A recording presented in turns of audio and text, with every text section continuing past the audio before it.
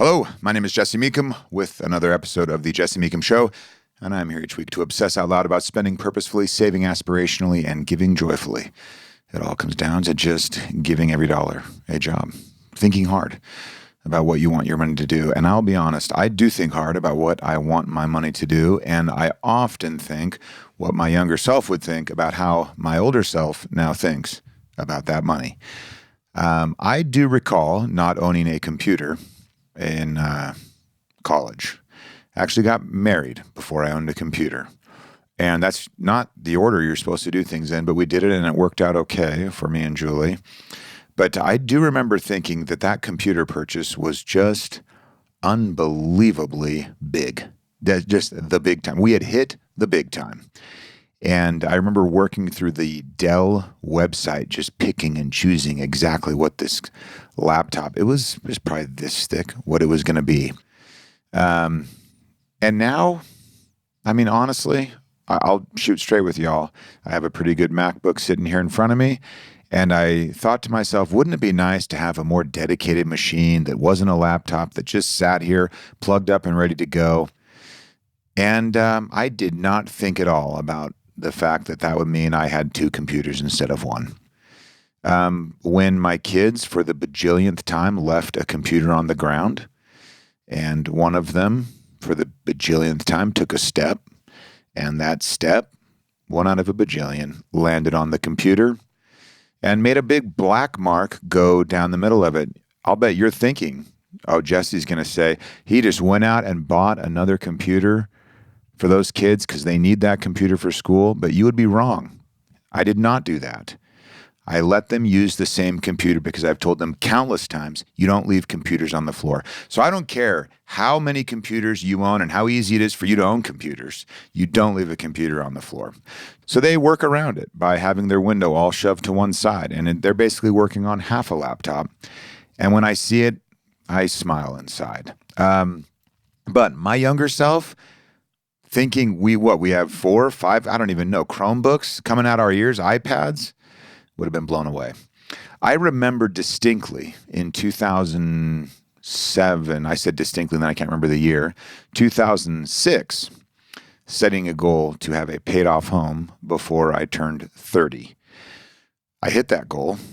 It did involve not paying the IRS super right on time, but they got their money and I got my goal. So, and I just remember thinking and telling Julie, when we live in a paid off house, then we will have arrived.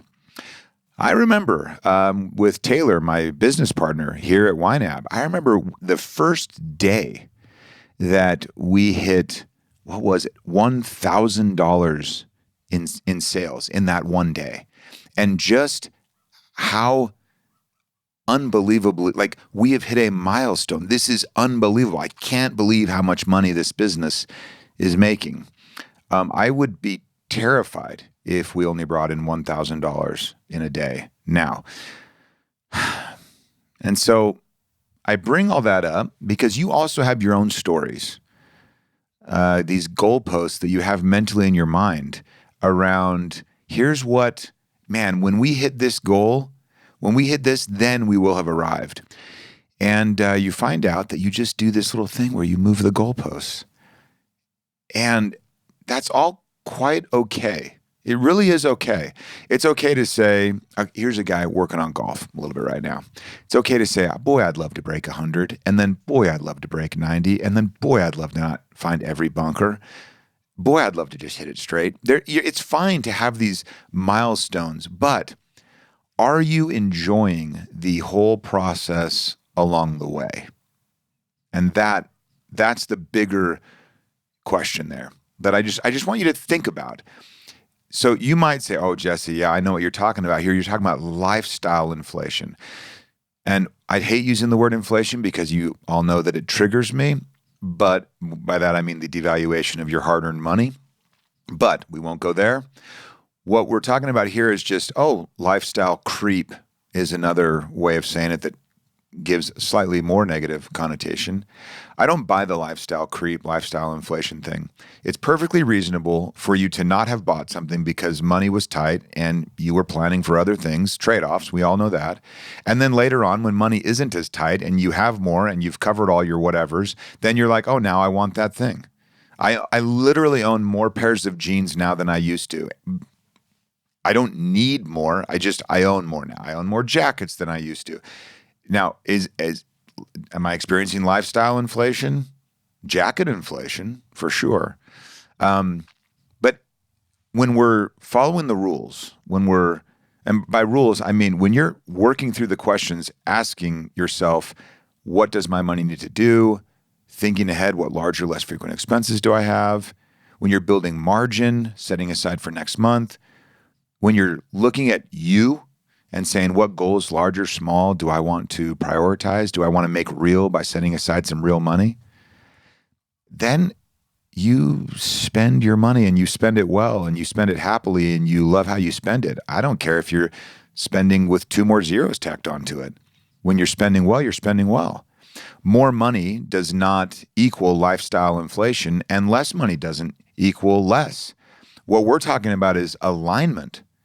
And whether or not you make, $70,000 or $700,000, we want your money aligned with what you really care about. That way, you don't second guess your spending. You actually enjoy it. You don't feel like every time you swipe the card, there's some grim reaper of spending lording over you. You don't feel like you've just created, some catastrophe just waiting in the wings to jump out and surprise you. You just, you live a little while you're spending your hard-earned money.